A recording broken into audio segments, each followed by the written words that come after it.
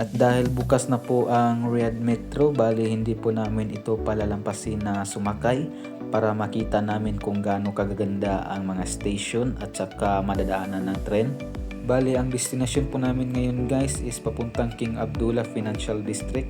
Bali nandito po kami sumakay sa may Passport Department Station malapit sa may Lulu.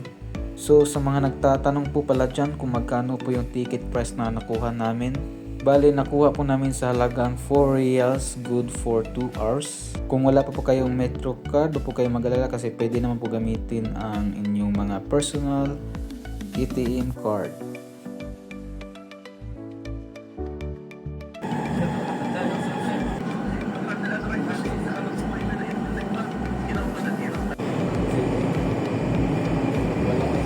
Wala, suga mo na.